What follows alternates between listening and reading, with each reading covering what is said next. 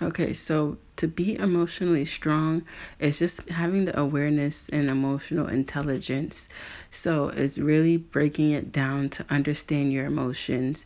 You can recognize what role they played right now or to get you thus far in your life, and then repurpose them, redefine them, give them a new meaning, a new perception on how you would like your emotions to be applied on a day-to-day basis or in day-to-day situations. You can decide to perceive them as little warnings. Okay, maybe I'm out of alignment, or I'm not in agreement with what I say that I want. So what emotion would I prefer to feel, or how would I prefer to interpret this emotion, from that place of observing and then deciding and choosing what I prefer instead. So, using your emotions to your benefit instead of labeling them and defining them as something that can control you or make you feel like you're out of control, or just something that you feel like you don't have the ability to change whenever you feel like it. No, you can change how you feel instantly, without any reasoning, without any trying to convince yourself. It's just choices. What emotion do I want to select now? And once you exercise that choice, you tell your emotions how to feel, when to feel, and how long you want to feel them. You're the one who's managing your emotions. And if you haven't been, it's just because you didn't realize you gave them so much power, as if they were acting on their own, or as if you have no choice. But you're the one choosing that. Even if you're choosing the experience of not having a choice, it's still your power that activates and controls that and how it affects you in your life. So this is why I said you already are emotionally strong, because you see the outcome of you believing in a certain emotion, giving it a certain meaning, and then how that plays out in your life. And you've been doing that on autopilot. So the emotion itself doesn't really matter. They all just automatically activate anything that aligns with that feeling state. So, what I mean is, if you are in a happy state, happy things happen. It's not even that things are happy themselves, but your interpretation of events and perceiving things that make you feel happy. That's literally how you determine things and give them meaning from being in a state of being happy. But if you're in a sad state or a depressed state, you interpret and perceive things from a depressed point of view. So it's not that situations and circumstances have automatic built-in negative or positive meanings. No, you assign the meaning no matter what it is. That's why people can have an experience but interpret it and react and respond in completely different ways. It's not that the events themselves have a standalone meaning. Literally everything is neutral. So being emotionally strong is realizing that neutrality, realizing you get to decide how you react and the type of person that you want to be in relationship to your feelings, in relationship to the world that you see, because you're the one who changes your point of view. It's not that the world is changing, it's you're changing. So your whole entire understanding, your whole perception, and just awareness of feelings, whether it's in your body or just your automatic responses to things, will just show you the person that you're being and the built-in meanings you have from that point of view, which you can change as soon as you're ready to. It doesn't take time. It's an instant decision. And also, what I want to say is, when it comes to the thoughts that you have, thoughts are neutral as well. So, obviously, if you are in a certain feeling state, you're going to have naturally occurring thoughts that respond to that feeling. So, that means if you're in a sad place, you're going to naturally be attracted to having sad thoughts. And obviously, if you start beating yourself up and spiraling, it feels like you're digging deeper into that negative place, is only because you're still in that certain emotional state where like attracts like. No matter what feeling it is, you're going to gravitate towards things that make you feel whatever it is you're already feeling. So thoughts in themselves don't have any power either. It's just if you decide to put your attention and your awareness on certain kinds of thoughts long enough, you're going to perceive things from that point of view. Is not, because I feel like it's easier to describe what we're not supposed to be doing. So being emotionally strong doesn't mean you never feel any emotion ever again, or that you're like in that toxic positivity where you only could feel good. No, being emotionally strong is being capable of being aware of all feelings and not feeling anything having power over you. So in this case, like for example, when people think about being masculine or what it means to be a man, and they assume that you can't be emotional because you'll, in today's terms, you'll be a simp, or you're soft, or you're weak. You're not weak because you have self-awareness. You're not weak because you have control over your feelings and your reactions. It takes a strong person to be able to be in control and not have assumptions and feel like their character or their worth is being determined by their ability to have that emotional intelligence. Like, people have misconceptions about emotions to begin with, and most people will mask those feelings and not actually be able to handle them because they are so afraid of the pain, and they feel like they won't be able to get out of it. So a lot of people who try to cope that way aren't actually emotionally strong, because you can cover things up and act like it's not there, but it'll still be there, especially if you're still getting triggered, or if you're still experiencing the same type of events that you say you don't want, yet you don't have the ability to look at yourself and realize your own assumptions are creating those experiences. Then you can't really continue to blame anybody else. But until you have that self-awareness and you decide to take responsibility for your feelings, which ultimately frees you to recognize your power, to act differently, you're just going to be stuck in a world of your own creation, of your own interpretation, where you're still in these cycles of different emotions where you feel like you're disempowered. Even in being disempowered, you're actually giving your power to that state. So it might feel like you're not in control, but even when you're seemingly out of control, you still control that, because you've decided that you believe you don't have the power to change anything or to feel differently despite whatever is happening. But I think I kind of covered most of what I wanted to say about that. But yeah, it was just getting back to the point where being emotionally strong does not mean covering up your feelings and avoiding dealing with things.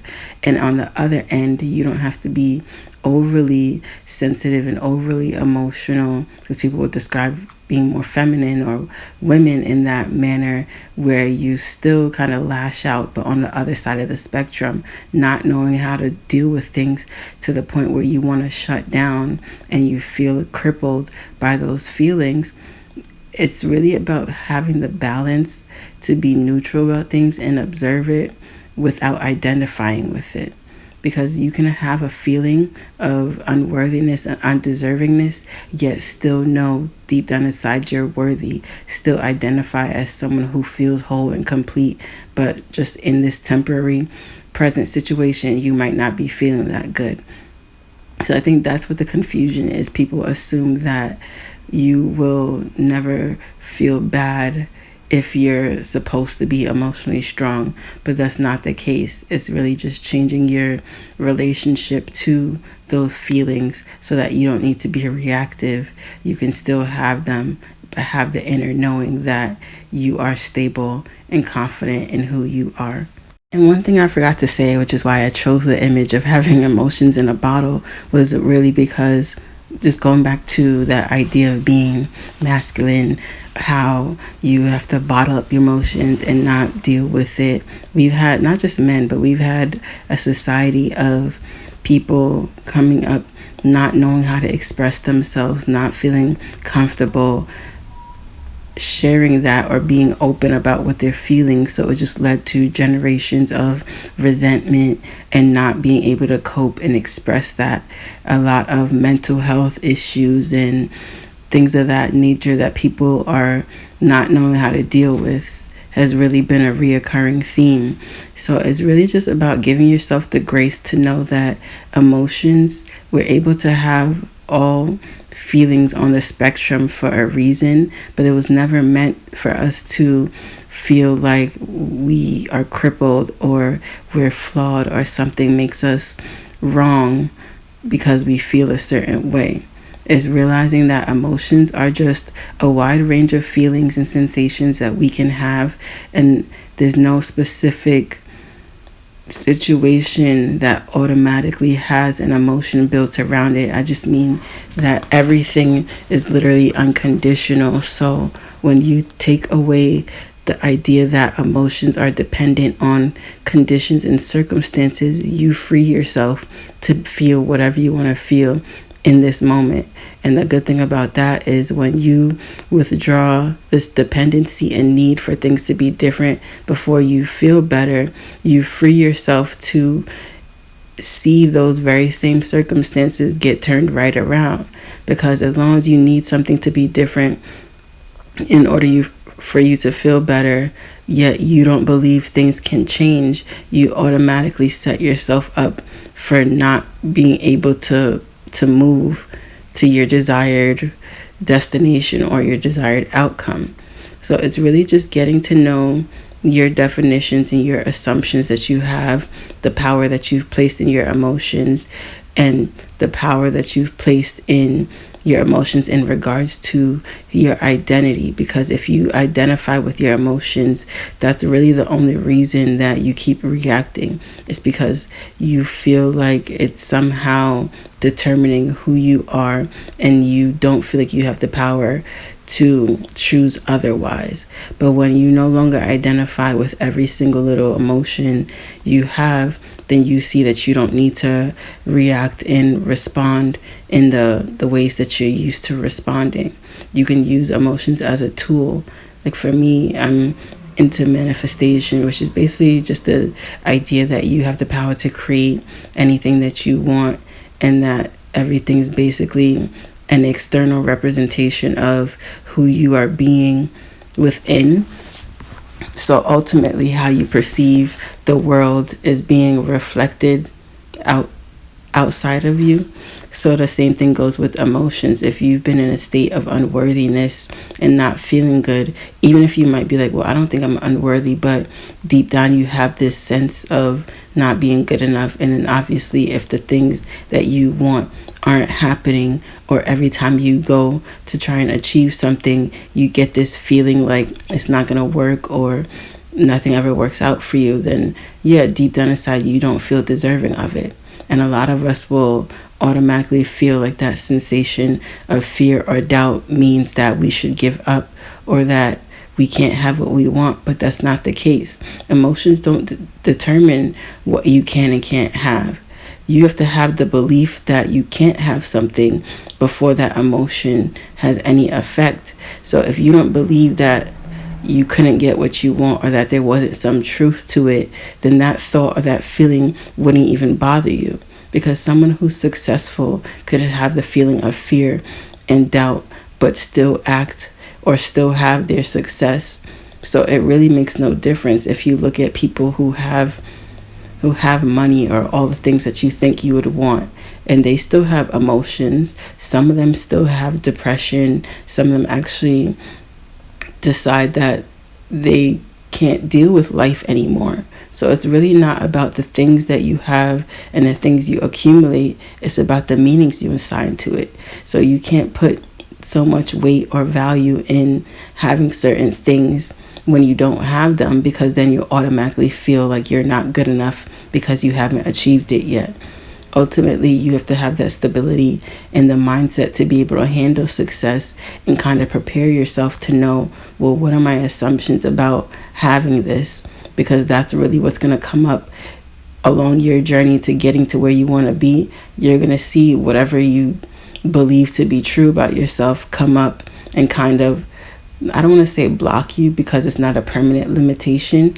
It's just something to make you aware of what you believe. So whether you're pursuing a relationship and you get insecure or you get jealous or things end up not working out, whatever patterns you might have is just a result about what you believe about yourself.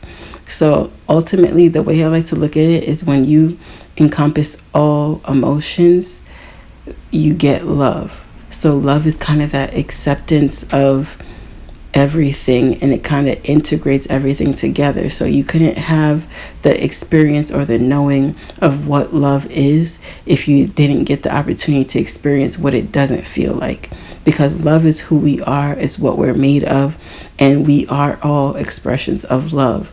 It's just that when you put love through a filter of any negative feeling, emotion, you're not going to be able to interpret it the same way, but the message is still going to try to reach you from where you are. So if you're depressed or you don't feel confident enough and you're feeling insecure, love is trying to signal you like this feeling of insecure isn't who you are, but you're going to feel it until you do something to bring yourself back into that acceptance and the reassurance of remembering who you are. So if you can even see all emotions as an expression of love to make you aware of what you might believe about yourself to be true, to feel that way, and then reassure yourself and bring yourself back into feeling acceptance for who you are, or at least providing yourself with the assurance you need to feel good about yourself. Let yourself know you are good enough and that nothing is wrong because of you having that feeling. Then you can start to soothe yourself and you won't really need to have any negative emotions. So when I say you won't have negative emotions, it's not that they won't exist. It's just that they won't be as frequent and they won't stand out as much. Like your dominant state will be feeling good, so you won't really need to keep sabotaging yourself or putting all these limitations in the way when you no longer feel like you're not deserving of whatever it is that you want. So ultimately, you can repurpose your emotions as like a guidance system to let you know, like, okay, what kind of life do I want to live? What emotions would I be feeling if I had that lifestyle? And then use it to help you reorient yourself and refocus towards how you want to feel and the identity that you want to assume, the type of person that you want to be. And the last thing I want to say is, even just this idea of needing to be emotionally strong, you're implying that right now you're emotionally weak. And you're not weak for having emotions. It's just you're really good at focusing on emotions that don't feel good, that are undesirable, and it's really just, I don't want to say it's being sloppy in your focus, but you're literally just only focusing on things that you don't want to feel. And all you have to do is spend as much energy focusing on what you prefer to feel, and it would be no problem for you to be in a better feeling state. Like if you just focused on happiness as much as you focused on the things that you didn't want, and stop flip-flopping, and also stop reacting and judging and criticizing yourself for not feeling good. It's just changing the assumption that having negative emotions means something's wrong with you and that you're weak. No, our focus is so powerful that whatever we put our awareness on, we amplify it, we create it in our lives, and we just repeat the cycle until we decide to break it. So ultimately, it's up to you to use that emotional strength that you've been using to focus on undesirable feelings and redirect it to focus on things that you want to feel, like love, peace, clarity, happiness. It's literally just a choice. It might not feel like it's easy, but it is.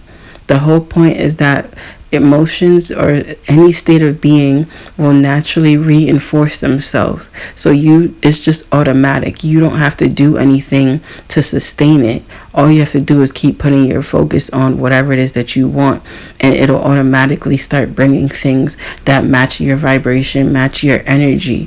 So if you would persist in that consistently enough, then it wouldn't take long for you to experience better feeling states and rest in that identity. But ultimately, nobody can do that for you. How you react is a product of who you're being, who you're identifying as, and emotions are a part of that package. So change who you're being, change your relationship to these things in your lives, and you'll see the effect and the byproduct of changing your identity. Because ultimately, most people would sit there and fight their emotions, fight their thoughts, and you can't really accomplish much if you still haven't changed who you are. So an easier way to do it is identify as a happy person, even if that means just affirming, I've always been a naturally happy person who only has happy thoughts. Or you could shorten it, say it, I'm naturally a happy person. I'm literally the happiest person in the world. And if you tell yourself that that is your identity, the byproduct of that identity is having happy thoughts and happy feelings. So you don't have to sit there and resist everything that you're feeling, everything that you're going through right now. Instead, create a new assumption of how you would like to describe yourself, even how you want other people to describe you, because people will just describe you the same way that you describe yourself. So choose your new identity, choose whatever feeling you want to be in more of the time. You could say, I'm naturally a loving person. I've always been such a loving person. I'm just naturally happy all the time. Like, I'm literally the happiest person in the world. Being happy, that's like my middle name. I've always felt calm, cool, collected. Like, I'm just the most down-to-earth person. It's just natural for me to feel happy all the time. It's just natural for me to feel loved all the time. Like, I am love. I am happiness. Whatever it is that you want to feel or you want to be the embodiment of, decide that that is who you are. That is how you describe yourself. Even if other thoughts and feelings come up, that doesn't mean anything. It doesn't mean that you're not successful in changing your identity, because a happy person still has negative emotions. It's just they don't identify with it, so they're not going to beat themselves up for feeling however they're feeling. Deep down, they still know, well, I'm naturally happy. Everything's still in my favor. Everything's still going good for me. Like, you're not going to lose your blessings just because you don't feel good once in a while. So I think that's where I'm going to end the video. Hopefully this helped encourage somebody. I'm sure you'll feel relieved just to know that you don't have to put this pressure on yourself. Just see your emotions as your friend and not your enemy, and it'll be a lot easier for you to feel the way that you want to feel.